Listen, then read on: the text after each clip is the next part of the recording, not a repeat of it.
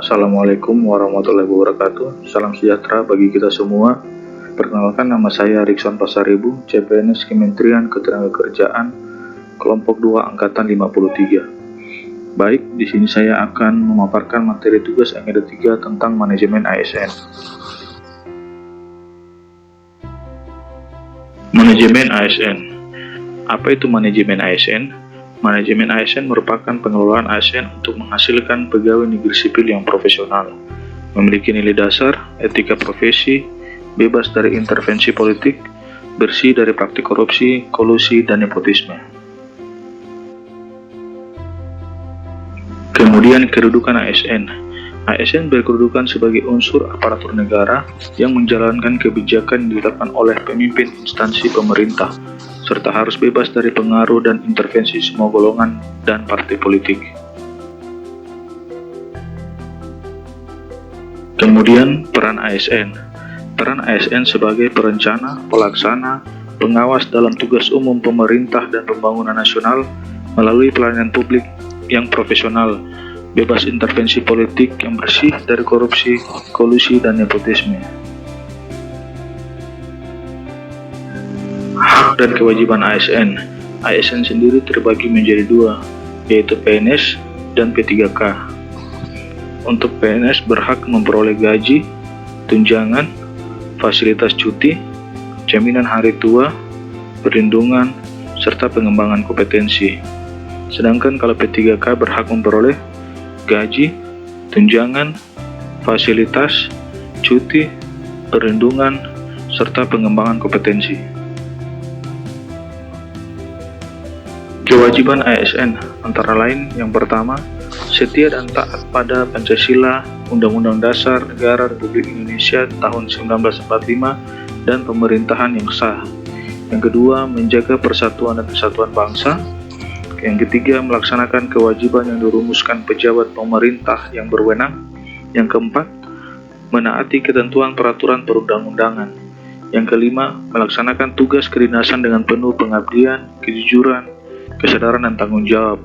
Yang keenam, menunjukkan integritas dan keteladanan dalam sikap perilaku, ucapan, dan tindakan kepada setiap orang yang baik di dalam maupun di luar kedinasan.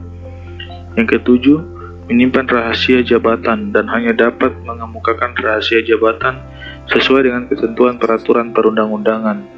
Dan yang terakhir, yaitu bersedia ditempatkan di seluruh wilayah negara kesatuan Republik Indonesia.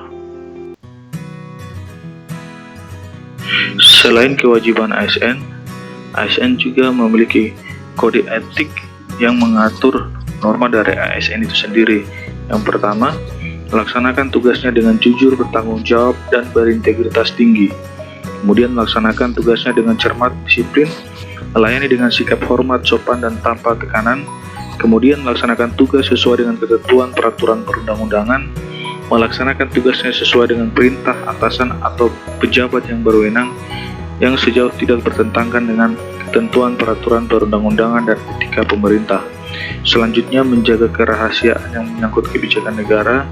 Dan yang terakhir, menggunakan kekayaan dan barang milik negara secara bertanggung jawab, efektif, dan efisien. Sistem merit. Sistem merit adalah konsepsi dalam manajemen SDM yang menggambarkan diterapkannya objektivitas dalam keseluruhan semua proses dalam pengelolaan ASN, yakni pada pertimbangan kemampuan dan prestasi individu untuk melaksanakan pekerjaannya.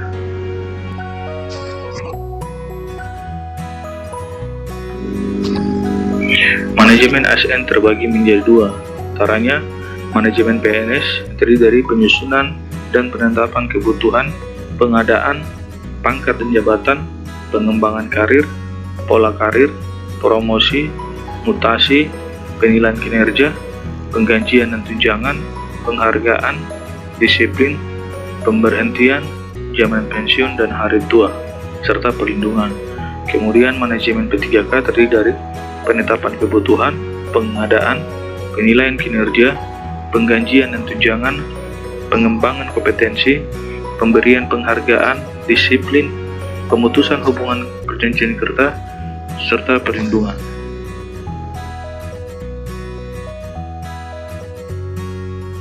Ya, mungkin itu saja pemaparan saya pada materi agenda 3 tentang manajemen ASN.